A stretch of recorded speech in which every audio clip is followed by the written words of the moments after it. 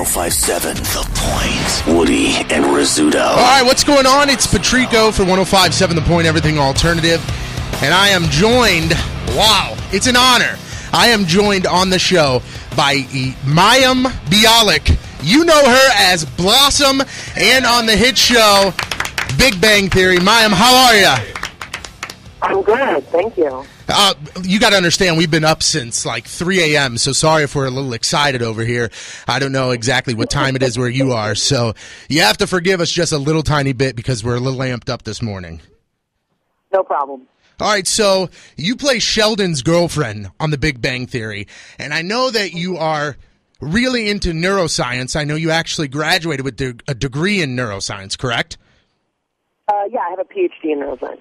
Okay, so what do you use from the PhD that helps you on the show, The Big Bang Theory?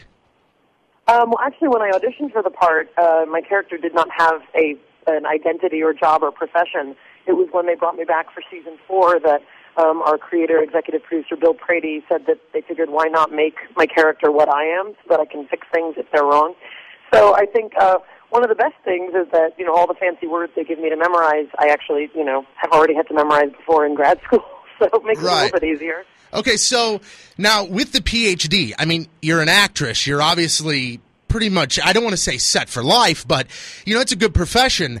With the PhD, is that a fallback plan or just something that you're interested in? Well, originally, after Blossom ended, I went to college and grad school, and my plan was to be a research professor. I was kind of ready to have a different sort of life, but my husband and I had our first son in grad school, and I realized very quickly that I wanted a life that was more flexible so that I could be with our son more. And I figured I'd audition here and there when I finished my degree and after we had our second son. I didn't expect to be, a regular on a show, but I do actually teach neuroscience. Since I got my degree, I teach in our homeschool community. I have 11 students this year. And also I study neuropsychology, so I get to sort of psychoanalyze people in my head all day. And that really comes in handy in the industry, I promise. All right, so you mentioned your kids. I know Miles, who, you had naturally back in 2005, and then Frederick. Now, he was born at home. You gave birth to your son at home, unassisted? Yes, I'm not the only one who does this. We had a home birth, and I was unassisted until pushing, which was kind of awesome. It was under 3 hours, start to finish. Wow, it's crazy. Now, before I ask you the next question, I just have to tell a quick personal story. My friend Scott is obsessed with you. I mean, he's loved you since the Blossom days, and he actually has a Blossom poster, the whole cast, hung in his workbench right where he puts, like, his hammers and things like that. So, real quick, can you just say a quick hello to Scott? That's all I'm asking. Yes. Is he in prison, or I shouldn't worry? No, he's not in prison. I mean, he's a tough Italian guy, or he thinks he's a tough Italian guy, so you can just say hi to him, and that's it. Simple. Thank you. Hi, Scott. That's actually awesome. I love to think of myself hanging over your workbench. I mean, he's gonna be above the workbench. He's gonna be really excited about that. So you have a new book out called Attachment Parenting, where kids sleep in their parents. It's called Beyond the Sling is the title, and the style of parenting that we parent by is called attachment parenting. Okay, what is attachment parenting? Attachment parenting is a general term for people who believe in things like natural birth and breastfeeding and sleeping with your kids and wearing your baby on your body and gentle discipline. Those are all things that fall under this kind of umbrella term of attachment parenting. Okay, so do you recommend like new parents or parents looking for help that already have kids and maybe have had things not work for them? Well, we actually have an amazing quote from Ricky Lake on the book that says that anyone even considering getting pregnant should read this book. The book is obviously geared a lot towards our experiences with young kids, but it's also more about sort of how attachment works, why children behave the way they do, both when they're little and as they get older. And the book also does get into stuff like discipline that goes on, well into the later years, consumerism and medical interventions and stuff like that. So, my feeling is even if you don't plan on being a parent, everyone should somehow learn about kind of the body and attachment because everyone we interact with is a product of parents. Yeah, very true. Now, going back to the Big Bang Theory really quickly here, I'm seeing somebody on our texter asking this question. So you star in the Big Bang Theory with Johnny Galecki, who was also a child star when he was in Roseanne playing David.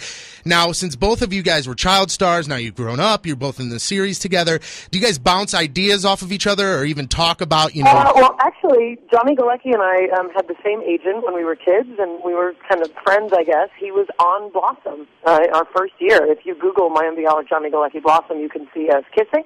I was on The View last week, and they showed a clip of me and Johnny Galecki kissing. So yeah, we definitely have kind of a shared childhood. He's much cooler than I am in general. He always was. So he talks to me when, he feels like my cool meter is moving up. Perfect. So you were talking about raising your children and everything, and I read online and was just wondering this. You can say true, false, whatever you'd like. I read an article where it said that you believe in raising your children gender neutral. Is that something you are? No, you might be confusing me with somebody else. Okay, like I said, it was just an article. I wanted to clarify it through you. I didn't know. Our boys are pretty ungender neutral. I mean, I don't make them only wear blue. Right. No, I don't know if that was about me. I've actually never been asked about that. Okay, yeah, it just we also had a story a couple weeks ago. I don't know if you heard about the story about the parents, the lesbian couple that were raising their child gender neutral, and they just came out. I've heard of cases like this. Yeah, I mean, as a neuroscientist who specialized in the endocrine system, I believe pretty strongly in XX chromosomes and XY chromosomes, and obviously there's differences and there's shifts, and not everyone is all masculine or all feminine. But no, our boys are pretty boy. All right, so back to attachment parenting now.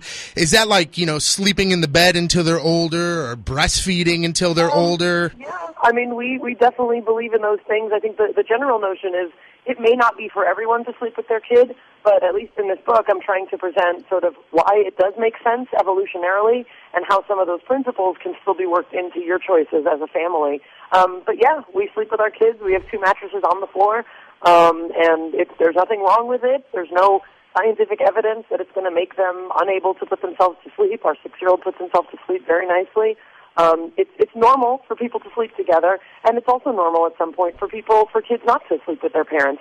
But as we like to point out, most adults in relationships like to sleep together. It's nice to sleep with someone. It's cuddly and it's warm, and it's something that mammals are made to do. Now, sure. You're talking sleep together as in the sense of sleeping. Now, what about when it becomes like intimate? I mean, the kids obviously aren't in the room mean like then. with my husband? Yes, I mean the kids obviously aren't in the room there. You cannot have sex in the bed where your children are. That's absolutely true. I was on The View last week. Barbara Walters was fascinated with where we have sex. Obviously not in the place where our children are. So it forces you to become more creative, and I like to point out a lot of expectations about getting your sex life back to the way it was before you had kids is also something that many of us realize is not going to look like anyway. So it takes some of the pressure off. So what's the general age as far as breastfeeding goes? I mean, obviously we're not talking 15 here. There's not a general age. The World Health Organization recommends 6 months of exclusive breastfeeding as what's best for moms and babies and health and healthcare costs. I breastfed both of our boys till they were a full year old with no other supplements or solids or water. You can grow a baby on breast milk. That is what it's there for.